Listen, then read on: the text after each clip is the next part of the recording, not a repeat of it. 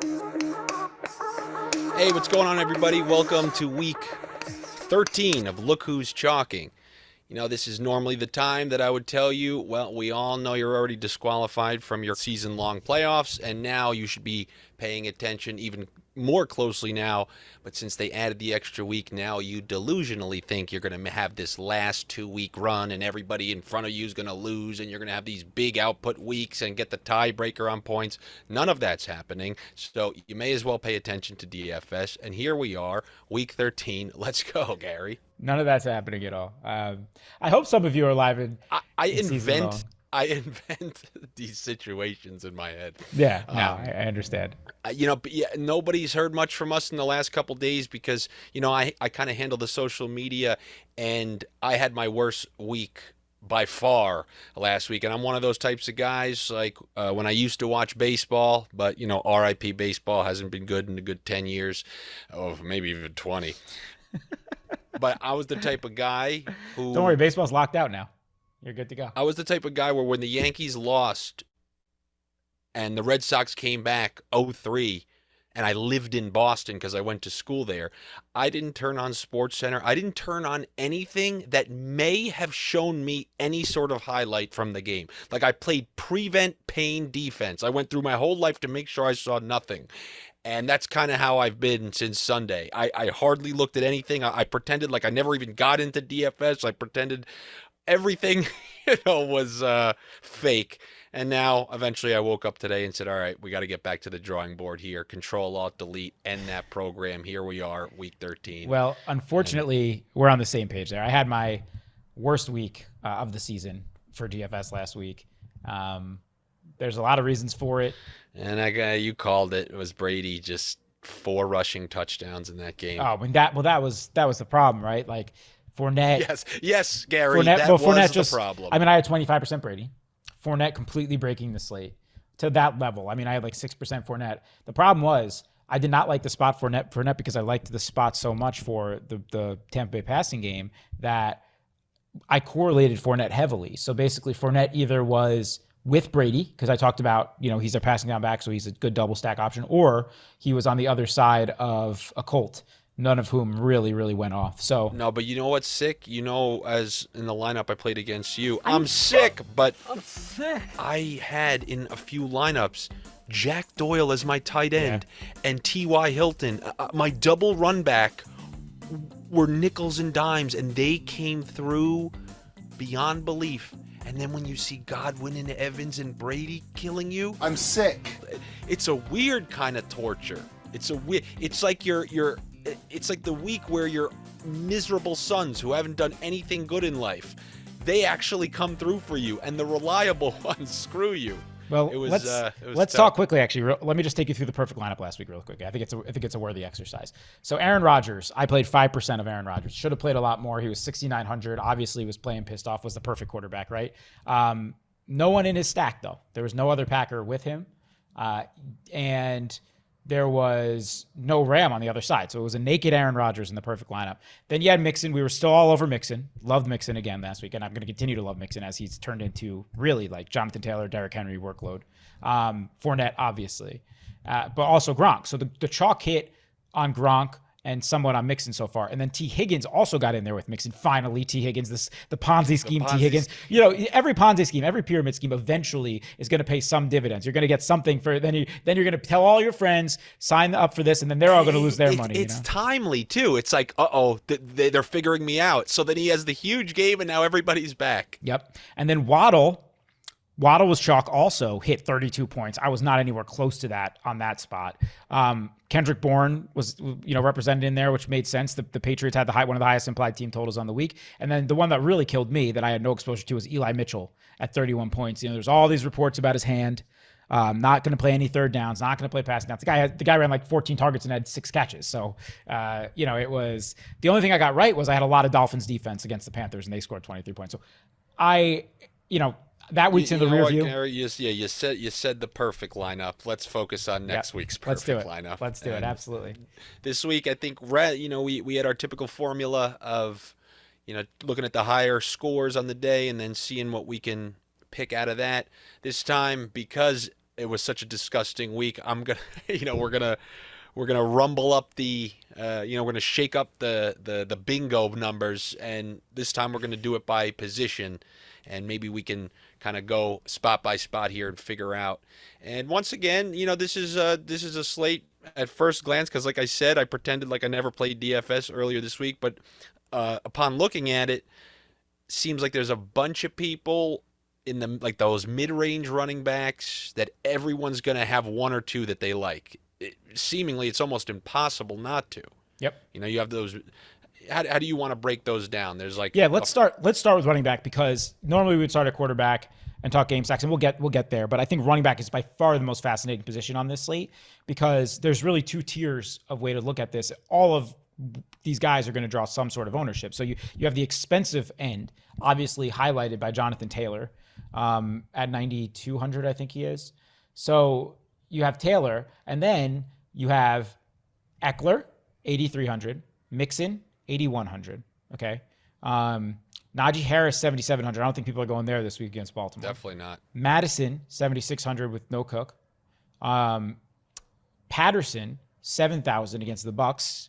You don't love to play running backs against the Bucks, but he does so many more things than through the air, and he's going to draw ownership. And then, of course, you also have Fournette, 7,300 in that same matchup. He's going to get run this week, right? So you have that tier, okay? Then you go to the low 6K and below tier. So you take a drop off here. You got Saquon Barkley, not going to get much love this week. Darrell Henderson, 6,100, I think, not going to get too much love this week. Josh Jacobs, 6,000 in a good matchup with Seattle, going to get some love. And then you jump to the 5,000 guys. And this is where things get really interesting, because all these guys are going to get steamed way up, and it's going to be trying to figure out how you navigate this. Because you have James Conner, 5,900 against the Bears. Let's assume Chase Edmonds is still going to be out. Myles Gaskin, 5,800 against the Giants. I don't think people are really going there, even though it's a good matchup against the Giants. Antonio Gibson, 5,700 is like the spot that's really hard to avoid. His volume the last 2 weeks has been insane. 29 carries last week, 19 carries the week before that, 24 carries the week before that, 7 catches last week because McKissick goes down half in the game, and I don't think McKissick is playing this week. So then you got Gibson at 5,700 in a good matchup. And then you got Miles Sanders at 5,200 against the Jets. It doesn't look like Boston Scott's going to play. Miles Sanders, we're recording this Thursday afternoon, was just ruled in. He ruled himself in. So tons of value all over that 5,000 range. And then Eli Mitchell at 6,000 on the nose against the Seahawks. In just clearly he's the guy. Wow. So it's like, I think this is a running back in the flex week.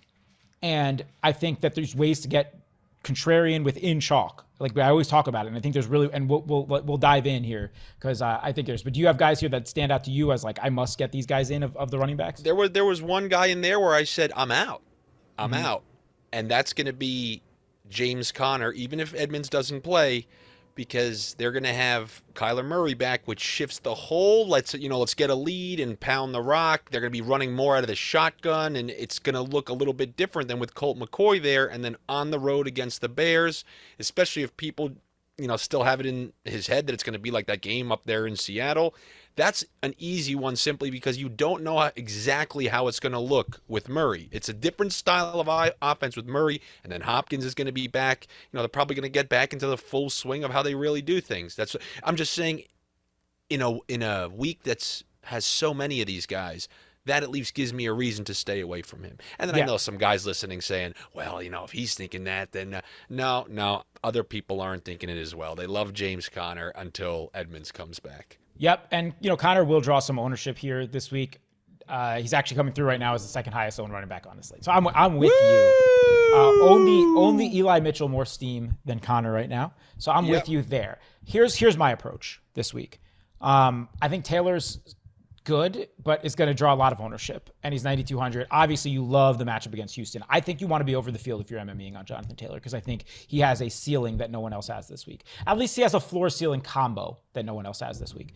But what I would like to try to do, and it really depends on which game stacks you go with, I think a way you could really get different is paying up for 2 of these running backs and then using one of that 5,000 chalky guys in your flex possibly. But doesn't necessarily have to be Taylor. Like, I think Eckler and Mixon. Like if I was a student in a classroom in like a movie, it would cut to me going, and then writing onto the notes, you know. I think so. I think Eckler and Mixon, who by themselves, by the way, make a fantastic secondary stack here. Both are in amazing matchups playing against each other. Mixon, I mean, the Chargers, that's been the approach against Chargers all year, is beat them on the ground. Plus, he's getting crazy volume on both ends. And then Eckler, the Bengals have been vulnerable against running backs, particularly pass catching running backs. They're giving up the most passes to running backs in the league. Eckler has the fourth most receptions of running backs in the league.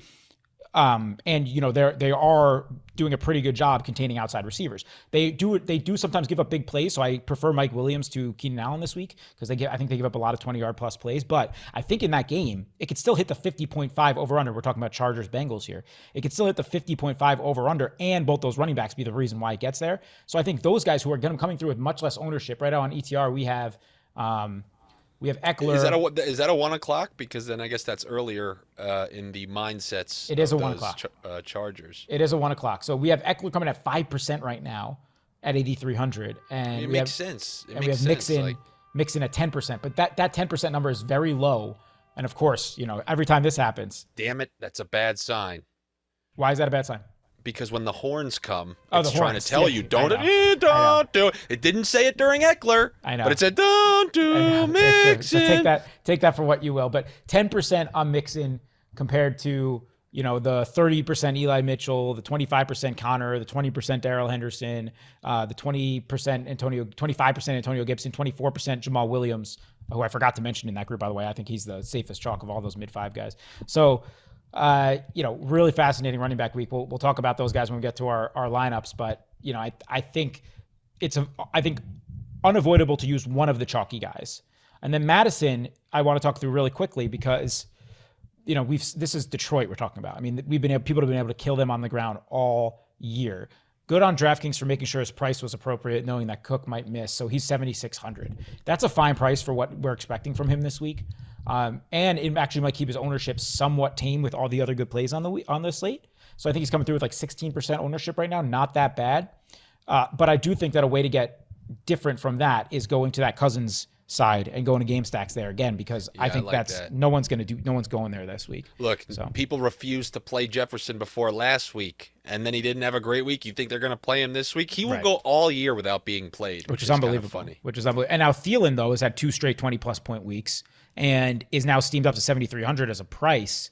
Too expensive for what he is. I mean, he's more expensive than Evans, than Godwin, than Marquise Brown, like all these guys that I don't think he should be more expensive than. But then at the same time, you think from a tournament perspective, it's not a bad play. So, yeah, really, really interesting running back stuff this week. I think we'll break it down a little bit more when we get to our lineups. But I think I think it's an important place to start there, because if you do go away and try to get really contrarian at running back, I think you're sacrificing a lot of projection this week, and you could still keep these high projected running backs in your build while not, being the donkey that everybody else is just throwing Taylor and Mitchell and Gibson in their lineups. Like, you could get a little bit different there with guys like Eckler, Mixon. If you want to try to get to Saquon, Miles Sanders, Gaskin, I think that's okay too. Sanders playing the Jets. So yeah, there's ways to get different here. Yeah, I think I'm gonna find a way or two to get a little different in there.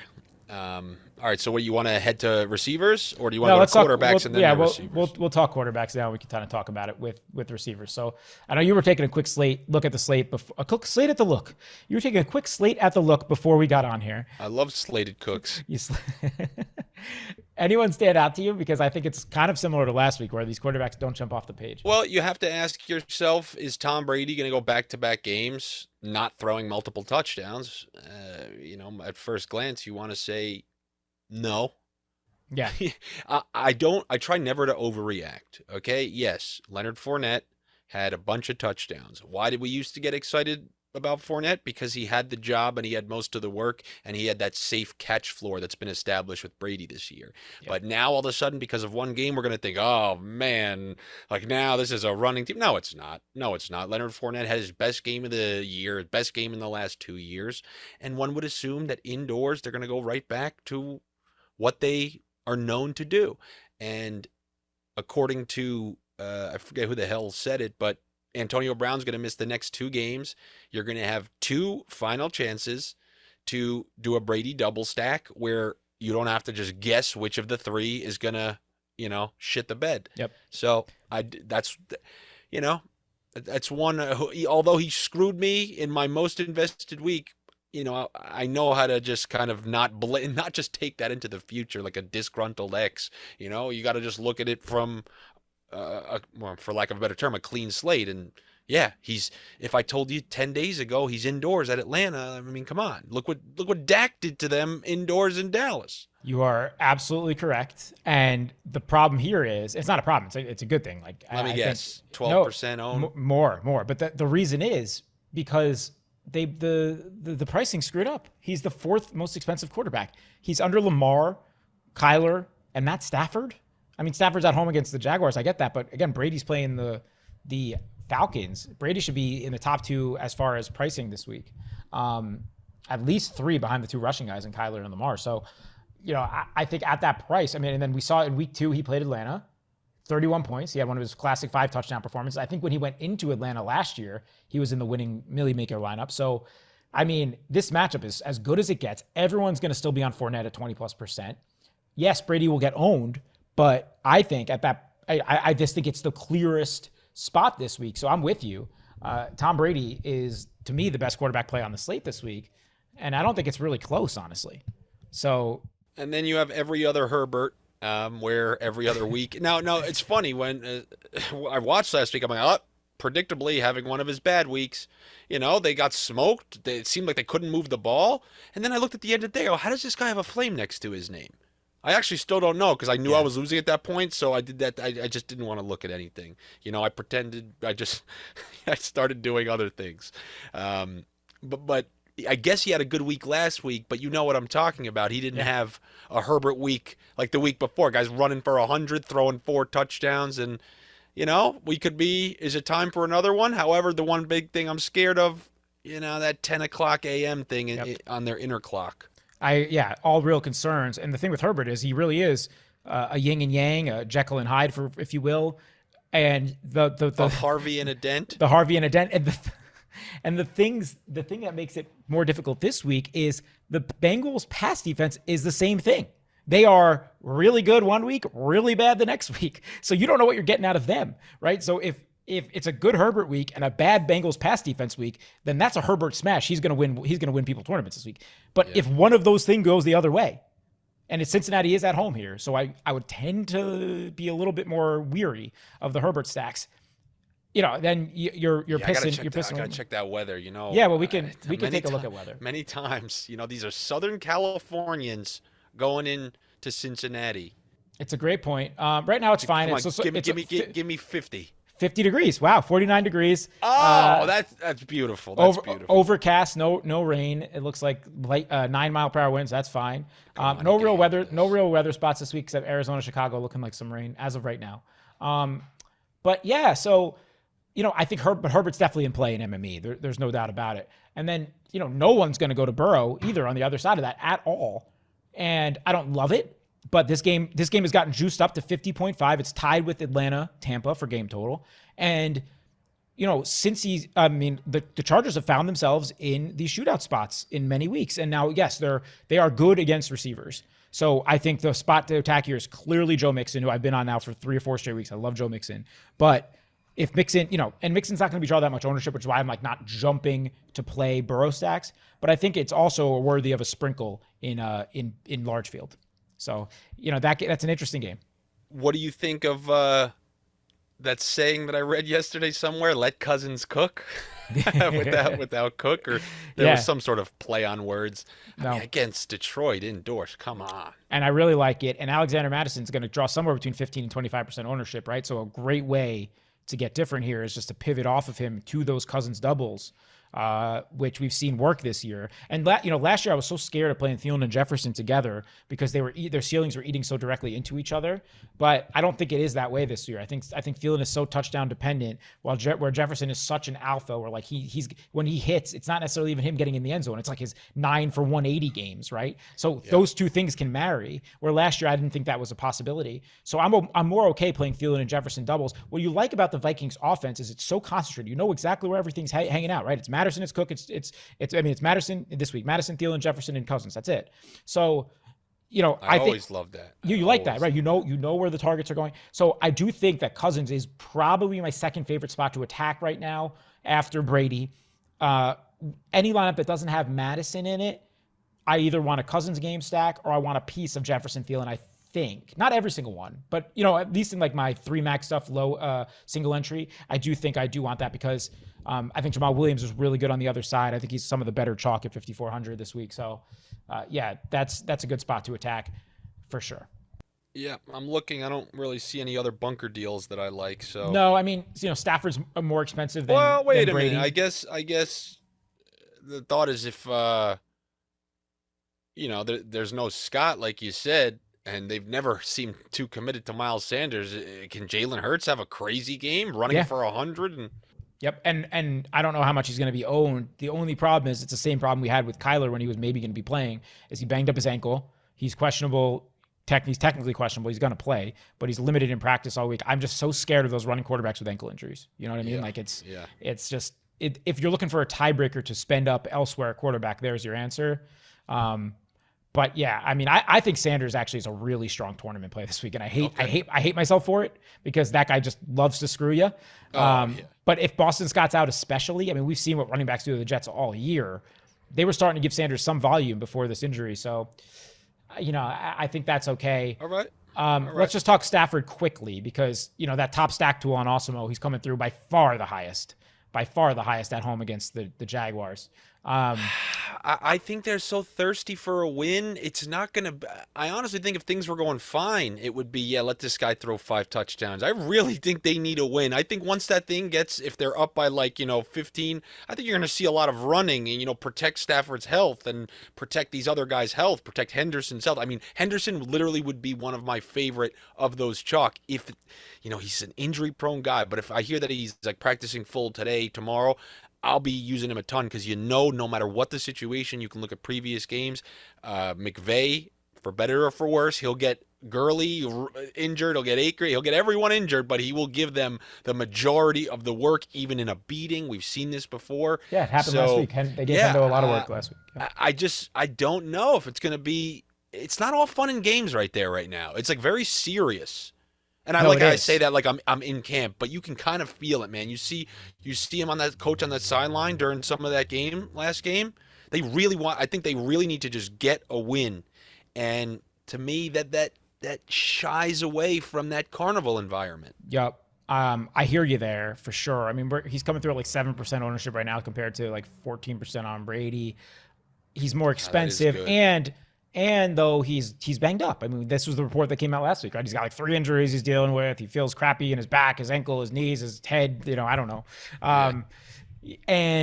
But here's the thing with Stafford, a little secret. If you really look at historical data, especially, really forever, but especially with this Rams team, they don't really, because they do play that way and like they want to, control the game and everything like that. They don't really support double stacks that much. I think skinny stacks are the way to go. And a lot of that is also Cooper Kupp and his dominance, right? But I think that a skinny stack is the way to go this week if you are going to use Stafford. You don't need a run back with Jacksonville, but keep an eye on, the guys that are there. I mean, James Robinson just got downgraded to questionable now, and they're without Agnew. Laviska Shenault got 10 targets last week. Marvin Jones looks like the age model's hitting him hard. So, it's just a little bit of a scary environment, but there's a reason why a stack's going to be so high. It's because they're at home. They need the win. It's a good matchup. So I think he's worth using. And then I think just pivoting to some cheap options this week.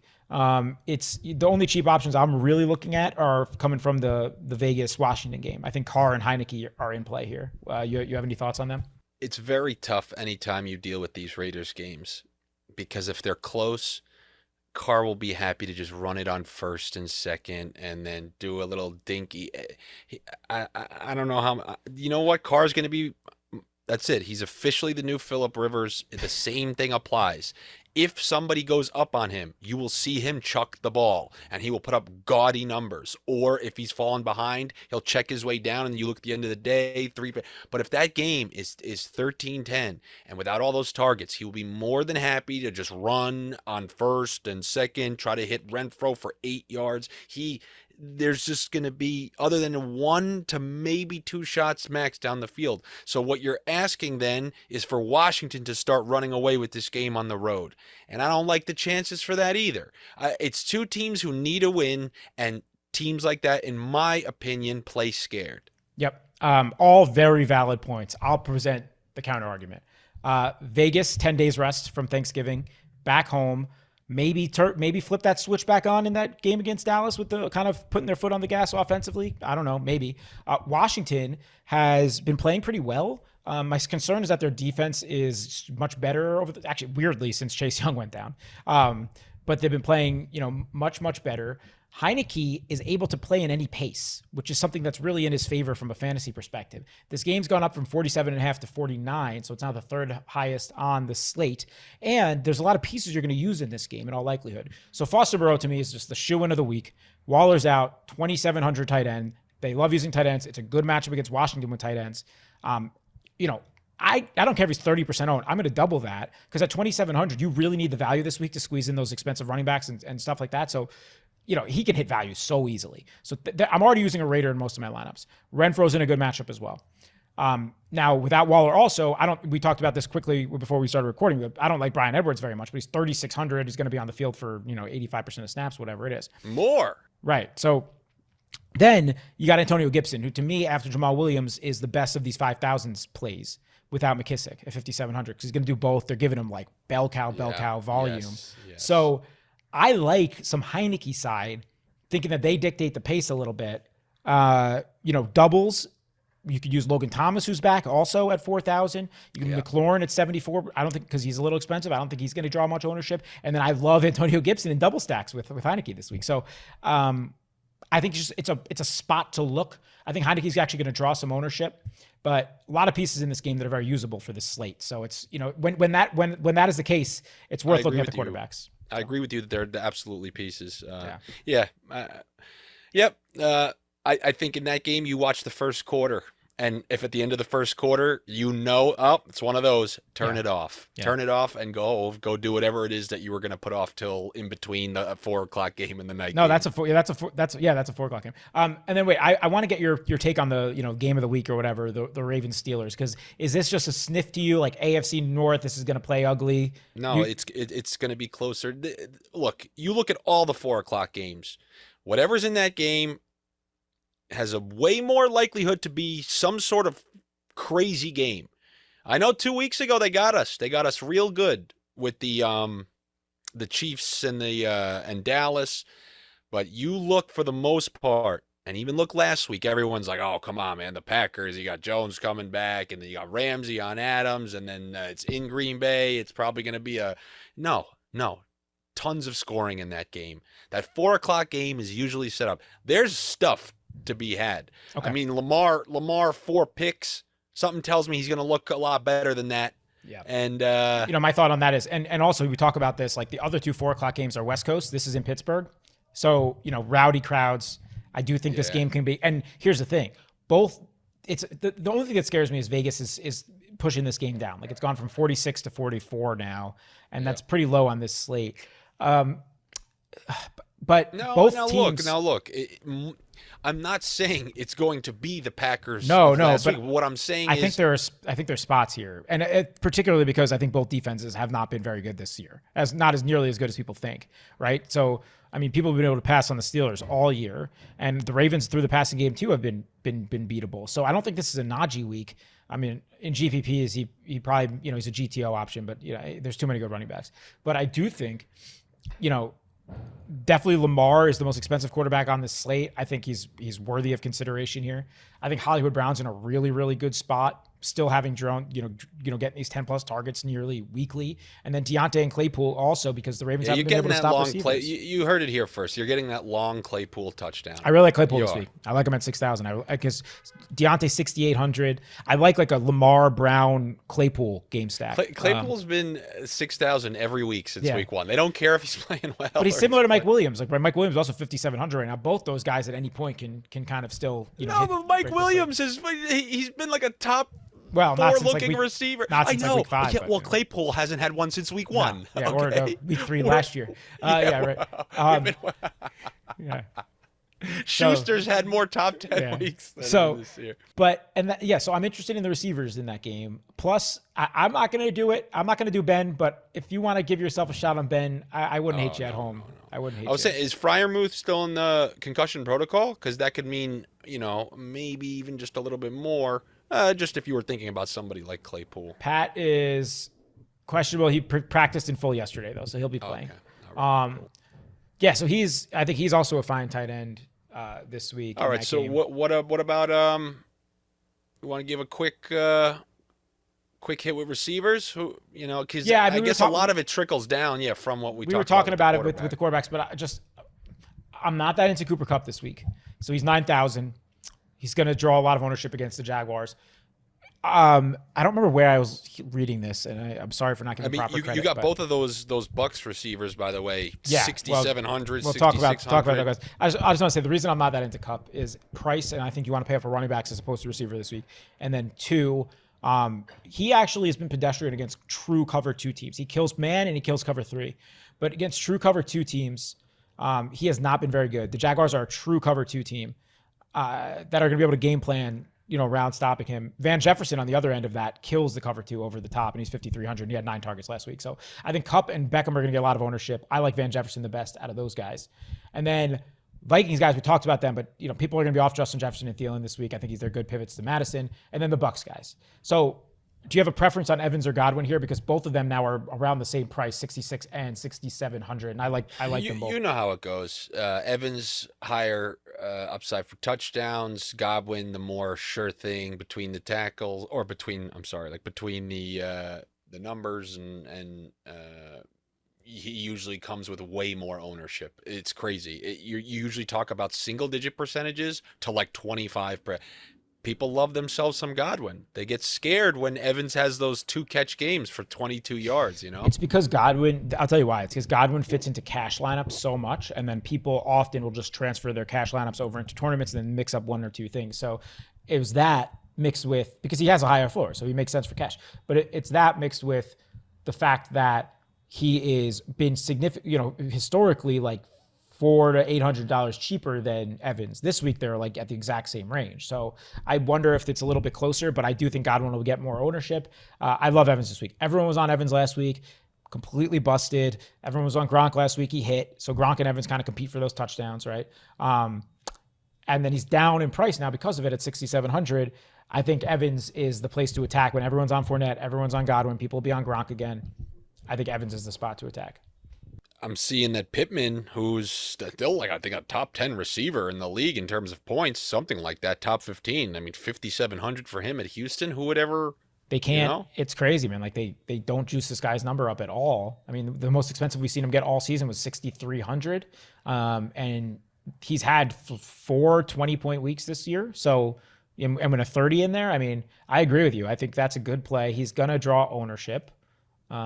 He's coming through right now as the 6th or 7th highest owned guy, but only like 11%. So, it's pretty spread out at that wide receiver spot this week. I was seeing Kupp, Keenan Allen, Godwin as your top 3, Deontay, Renfrow, Waddle, and Pittman after that. So, I think Pittman's in a good spot. All right. How about let's trickle over to tight end? Yeah. Is it you put Moreau in there? And we'll see you later. Honestly, that's how I'm looking at most lineups this week. Gronk is going to draw the most ownership, right, with Moreau right after him. Goddard's in a good spot against the Jets also, but at 4,500, I don't know if I'm going there. I'm only interested in Pitts on the other side of Brady here. It's not a bad matchup for him, but the Falcons have just been so bad. Teams are game planning around Pitts without Ridley there. It's just very easy to take him out. So I think, he's okay. And I can find a way without Debo to get Kittle in there, I think Kittle's in a good spot. I think Kittle's in a good spot. He's getting 100.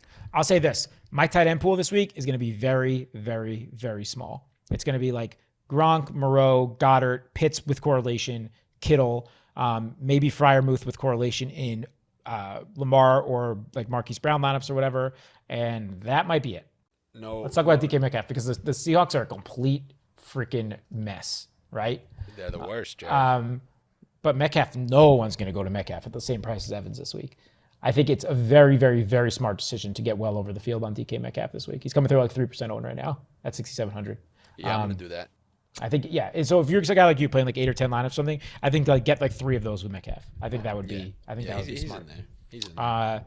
And then Because then I also can put Kittle on the other side, who I personally like. right, yep, for sure. You know, a lot of places you can get different on wide receiver. The problem is there's not great spend down spots in receiver this week at all. Really not at all. I mean, I think, you got those Raiders guys, Bryan Edwards, Deshaun Jackson, I think's okay at, in tournaments. Yeah, I mean, that's really it. I think that, the Rams guys are all interesting. We didn't really talk about Arizona, Chicago. I'm staying away. I think I'm staying away. Well, I touched upon it when I talked about James Conner. You don't know what you're going to get. You don't know how the offense is going to look with Murray back. Is it going to be a limited Murray? Are they going to just try to limit the mobility? Is it going to run out of the shotgun, or are they going to continue giving Conner a ton of work? We need to see it. Yep. Fun slate though. I think it's pretty interesting, and I'm kind of looking forward to really getting in the lab and building on Saturday, because I don't really know which ways I'm like fully going for MME sets, so it's gonna be cool. Well, when you enter the lab, you're gonna have to be dressed appropriately. So, are you gonna purchase your lab coat from Men's Warehouse? Why don't you start us with your Men's Warehouse pick of the week? I went to my my tux fitting for my wedding's in 2.5 weeks. By the way, we're not gonna have a show that week, guys. December 16th week. The Giants playing the Cowboys. Whatever week of the season that is, I will not be able to do a show. Maybe you can get a fill-in host with like Juice or something. But anyway. No, we'll put lineups out there. Yeah, I will put a lineup out there. Anyway, I had to go get the fit in. They're remaking the thing. They're doing the thing. They send it back. They do the other fitting, and I said, this is no Men's Warehouse. No. But I did like the way I looked, and you will also like the way you look if you play. I'm giving a double Men's Warehouse this week because it's in the same spot. Okay. I'm giving Joe Mixon, Austin Eckler, both of them. Okay, so whatever one you like more, yeah. Or together. So, everyone's going to play Jonathan Taylor. Everyone's going to play Leonard Fournette. Everyone's going to play Alexander Madison. Everyone's going to play Eli Mitchell. Everyone's going to play Darrell Henderson. Everyone's going to play Jamal Williams. Who's fallen through the crack here? The number 2 and number 3 price running backs on the week, who have fantastic matchups against each other in Austin Eckler and Joe Mixon. Chargers have given up the 4th most points to running backs. Joe Mixon's getting ridiculous volume. Until it stops, I'm considering him as like a poor man's Jonathan Taylor. He's like right underneath him as far as I'm concerned right now. And then Eckler, it's not a great matchup for Keenan and Mike Williams. That game has a 50-point total. I think Eckler catches 10 balls here. I think the two of them can play together with that game hitting its total.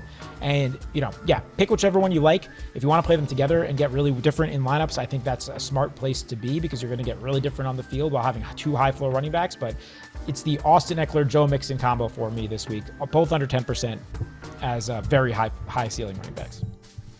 This one's going to be more of a ballsy selection, and also, I'm going to pretend like I glitched out last week. I'm going to just apply it to this week. I'm actually going to go back to somebody who really doesn't deserve it at all, and it's going to be Saquon Barkley. Ooh. And the reason I'm going to go to it is because Daniel Jones isn't playing. So we're going to get the opportunity. I think he's playing. Is he playing? I think he's playing. Even if he playing, not playing, I believe it's kind of the same type of thing from last week. Earlier in the year, he showed you that he still has the ability to look dynamic and take one screen pass to make your whole day, and I think that's still there. And whether it's going to be, I prefer Glennon, because when you get a backup quarterback, what do? They'll just check it. You literally get 8 checkdowns. But even if Daniel Jones is playing, yeah, you're going to get your. Remember, this is still the new offensive coordinator. They did win last week, and you're going to have a chance for Saquon to go down there against Miami and build on what they did last week. Maybe the Giants feel good. They started 1-0. Look, I obviously had the worst week ever, so take my Saquon with a grain of salt while I try to reestablish some respect at the Men's Warehouse. You're the Men's Warehouse fired the guy, so I'm coming back with them with a little attitude. You're truly one-upping me as a contrarian player right now, because Saquon in this week is a great tournament play as a contrarian play, because he's priced down. No one's going there with all those other great running backs this week. Yeah, well, so I like it. When you mentioned before, when you said you want to try to pick a high one because one of those mid-priced running backs, everyone's going to have them. But I think he's a mid-priced running back if you want to consider 6,300. Yeah, it's mid-price. It Yeah, is. so he's one. That ceiling is still there, and that's really ceiling's there. Low percentage owned, not the worst matchup. It's just a great trifecta. Yeah, the Dolphins defense has just been playing much better, and it's in Miami. Yeah. I think the Giants get worked this week. Possibly. Well, the Giants are 4-0 all time in Miami, so take that for what it's will, for what you will. And we could always kidnap Dan Marino and and kidnap their mascot as well. So I guess I'll take that into my lineup. Yeah, go for it. I'm gonna go with every other week Justin Herbert. Although I am a little worried that it's an earlier game, I do feel happy that it's 50 degrees. Those Southern Californians won't be too cold, although they wear winter jackets when it's 50 degrees in Southern California. True story. But you got a Herbert at Cincinnati. I know their defenses kind of looks great, but they look great against guys that certain teams can look. You looked great against Ben. He'll have one of those, once every 5 weeks where they're saying this guy can't throw the ball past 10 yards. So I'm going to go with Herbert and double stack. Originally I had Eckler in there, but I'm going to do the classic Mike Williams and Keenan Allen, and I'm going to run Joe Mixon on the other side of that. So you got a lot of players in there from that game. I didn't want to go 2 running backs. I don't know. When I look at my lineup and I see 2 running backs from the same game, my first thought is you're not winning anything. I don't know why. I know it depends on the running backs, and Eckler's one of those running backs who's kind of more like a receiver, but still. Then I'm going with my men's warehouse pick of the week, Saquon Barkley. Low percentage owned, high ceiling, and we'll see what happens. That could go wrong. Then I'm going to my secondary stack. I'll start with the side that you'll probably say, all right, that's fine, Brandon Cooks. And then I've just watched this guy in Houston too many times in my life, and you're probably sick of hearing him on this show, but maybe it was one of my only good calls last week, and that was T.Y. Hilton, who got into the end zone. I think he had 5 catches last week, something like that. But in Houston, you got to look at what this guy does. And I don't believe in a lot of that stuff. I don't believe in the revenge narrative.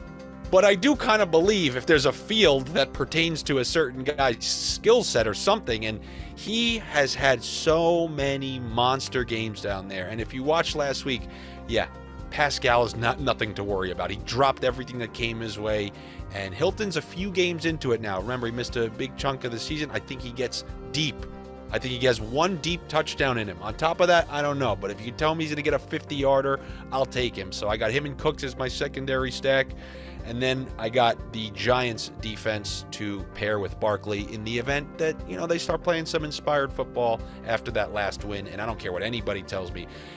Tua already has the Eli Manning tired arm. I don't know how every time he doesn't throw, everyone's not uploading a video clip like, yo, did you see how slow that throw was? But for some weird reason, people don't say it. If it was Eli Manning, it's tired arm. If it's Tua, no, it's just a nice timed ball. I don't know. I'm going to take that as a defense of Eli and, a dig at Tua instead of a dig at Eli. I'm going to take that as a nice defense of Eli Manning argument. That's exactly what it is. I know. I appreciate that. Go That's Eli. Exactly what it is. I mean, all right, folks, go look at this young 24-year-old guy. Watch him throw the ball past 20 yards and see how long this thing. He's going to make Chad Pennington look like the mountain from Game of Thrones. In terms of arm strength. Yeah, so that's my lineup.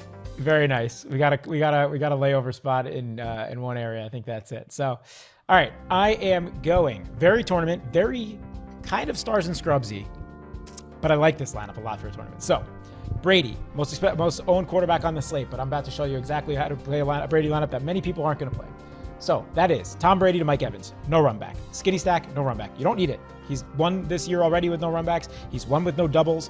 The week I won that slant, that I should have won the millie, it was a Brady to Antonio Brown with no run back. This is a similar environment. Like how it's still totally in your head, by the way? Yeah, of course. So we'll be living there forever. Not even, the kids are saying living in my head rent free. This is more than rent free. This is renting out a whole warehouse. And it's kidding me? That's like Jennerette's rent controlled New York City apartment. Yeah. You got it before World War II. Right. Yeah. Absolutely. This is the apartment in Friends that they had no business living in. All right, so Brady to Evans, okay? I'm going the Eckler-Mixon combo because I agree with you. A lot of the time, you're going to say game script. You don't want the two running backs in the same game because it gets kind of played down, blah, blah, blah. This is not the case in this game this week. And this is a way to get different because Taylor, yes, a lot of people will play one of these two, maybe. But a lot of people are playing Taylor or Fournette or Patterson that are also in that same expensive range. So this is a way to get very different. So that's my secondary stack, Eckler-Mixon. Throwing in Marquise Brown here, really like the chances at this Ravens game. And we've talked about this all year, but again, we are on a 4-game streak of Marquise Brown. 10 targets, 13 targets, 12 targets, 14 targets. I mean, it's getting crazy. You know, all the analytics nerds are saying the air yards are there, yada, yada. I don't even give a shit about that. He's taken a leap this year. He's clearly the number 1 target, and this matchup against the Steelers is actually a good one. So give me him. Then I'm throwing in the punt. Trent Sherfield in San Francisco. Andy helped me find a cheap receiver to play here at 3,000 receiver. But, you know, Samuel's out. This was the guy that kind of started in place of Ayuk in week 1 and 2. You know, it's going to be Ayuk, Kittle, and him on the field. Yes, it's going to be a lot of Eli Mitchell. Yes, they're going to try to control that game through the ground. But you know who is going to take that Samuel role and who was doing kind of some of those reversal stuff last week? It was this Trent Sherfield. You don't need much at 3,000. He's a worthy gamble in tournaments. Dude, if Seattle comes out and plays well, and there will be a lot of incentive not to just lay an egg. I mean, it's only going to be the Mitchell show, assuming and they're desperate, Seattle, right? So they're going to throw everything against the wall. It's in Seattle. It's a division game. Like, there's a chance this game plays up a little bit. So, all right, then I'm throwing Foster Moreau at tight end. That one's easy. Don't have to talk about that. By the way, he was my tight end as well. I didn't even mention it because I just thought it was a foregone conclusion. Everyone's going to be playing him this week. Yeah, exactly. So, and then in my flex, I'm going Miles Sanders. So 5,200. Again, this is the other way you get different. The 3 running backs I chose all have floors and ceiling combos that are similar to the chalk guys, but are guys that are not going to be played, especially together. So Sanders, I'm kind of banking on Boston Scott missing. He missed practice today with an illness. If he misses again tomorrow, I feel really good about this. But Sanders said he's playing. The Jets by far have the worst run defense in the league. I think that one's a pretty solid spot. And then the only thing that scares me about this lineup at all is that I don't have any Vikings-Lions because I really like Jefferson, Madison, Thielen, and Jamal Williams. So I'm going to throw the Lions defense in here as my punt because if no one in there is getting in there, you know, there's a chance one of those defenses get there too. So really, really, really heavily tilted tournament lineup for you here. But, you know, Brady, Evans with Eckler-Mixon, Hollywood Brown, Sherfield, Moreau, Miles Sanders, Lions defense. Using up all the salary. Well, Gary, hopefully we can get back on a winning track this week. You know, I take my big losses hard, which is why, you know, I don't have the proper oomph today. And then I'm going to be that classic scumbag. If I have one good week, I'm going to act like I never had a bad week in my life. I'm like, welcome back to Look Who's Chalking, the show that knows every last nook and cranny of the industry. You know what I'm talking about? We'll see. But good luck. Good luck to you. Better luck to me. And mediocre luck to everybody who joined us again this week. Thank you for listening. Remember to share the show. We really appreciate it. And I guess we will be back with you next week for week 14. The last. What? You said I guess. You said I guess we'll be back. Yeah, I guess. We'll see. You go, I guess we'll be back for week 14. Well, you know why I said that? Because subconsciously I know I'm winning the millionaire putting this whole damn thing. Obviously I'm not going to be back. All right, everyone, take it easy, and we will see you next week for week 14. We're going to cover it all maybe next week, we think, I guess, with all the nooks and crannies. Are you an English muffin guy? No, I mean, I don't mind. English muffin is like, all right, did you make a bacon, egg, and cheese? All right, what do we got? Got a roll in there? No, what do we got? English muffin? Yeah, fine. You know, I'm putting English muffin in my flex. You know, it's not. Merry Christmas, Happy Hanukkah. Take it easy. Happy Hanukkah, everybody. Later, everyone. From everyone at Look Who's Chalky. Yeah, take it easy.